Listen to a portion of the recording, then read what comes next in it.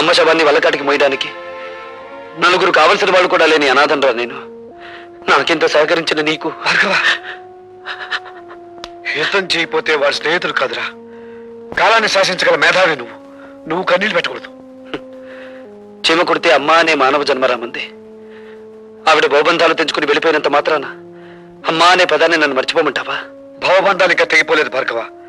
ఆవిడ అస్థికల్ని పవిత్ర నదీ జలాల్లో నిమజ్జనం చేయాలి. పద.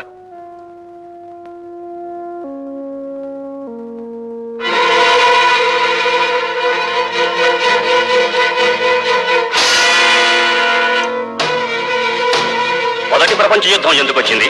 ఒక డాక్టర్ నిర్లక్ష్యం వల్ల. ఒక డాక్టర్ నిర్లక్ష్యం వల్ల.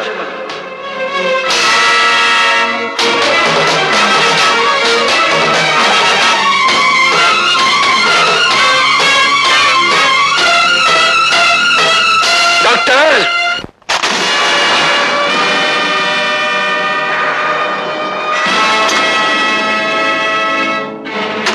డాక్టర్ ఒక రోగి ఒంట్లో జ్వరం ఎంతుందో తెలుసుకోవడానికి నీకు థర్మోమీటర్ అవసరం కలగచ్చు.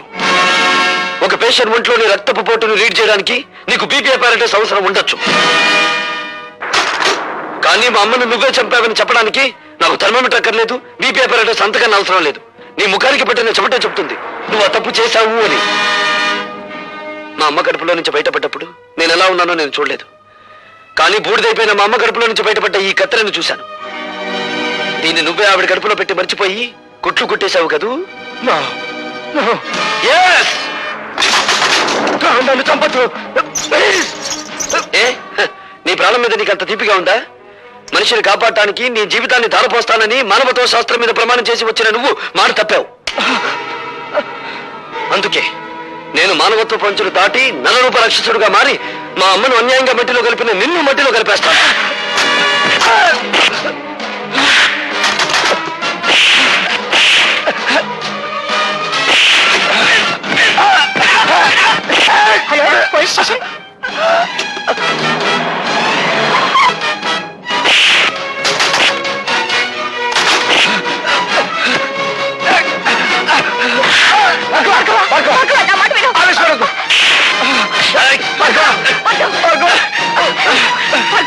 వదలండి, నన్ను ఆపకండి.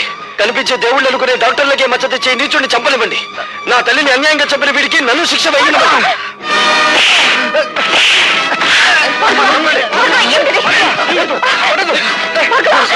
ఈ హంతకుడు నా ప్రాణాలు తీస్తున్నాడు, మీరు అరెస్ట్ చేయండి. నేను కాదు హంతకుడిని, మనుషుల ప్రాణాలు తీసి నువ్వే హంతకుడివి. 5,000 లంచం తీసుకున్న కిరాయి హంతకుడివి నువ్వేరా? నువ్వే. కమాన్ కమాన్.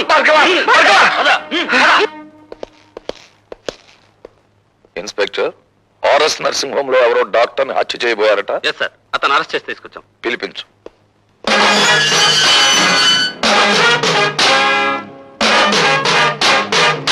నీ పేరు? భార్గవ. నువ్వా?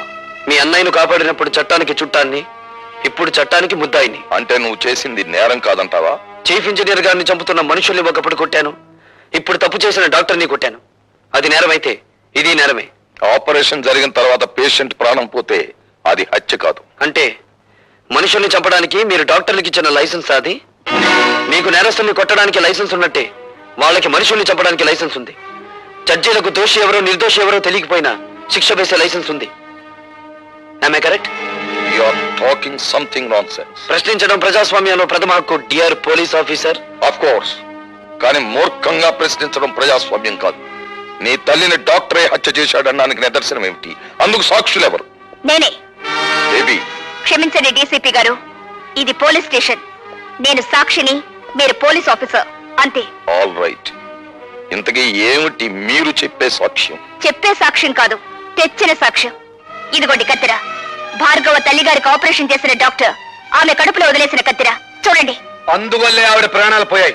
ఆవిడ దహన సంస్కారాలు అయిపోయిన తర్వాత అందులో దొరికింది. అందుకు నేను సాక్షి. ఇప్పుడు చెప్పండి ప్రతాపరావు గారు, ఒక డాక్టర్ తన నిర్లక్ష్యం మూలంగా మా అమ్మను చంపడం నేరం కాదా?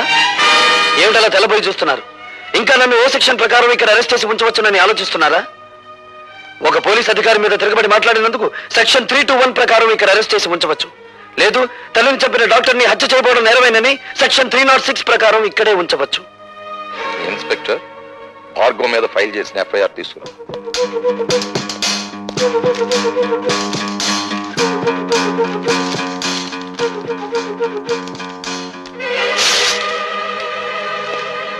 Bhargava you can go. Thank you బాబాయ్. ఇది ఇల్లు కాదు, police station. I'm sorry DCP గారు. Thank you very much. You're most welcome. Good morning sir. ఆగండి సార్, అక్కడే ఇక్కడే ఉండండి సార్. దండ దండ. Quick, quick.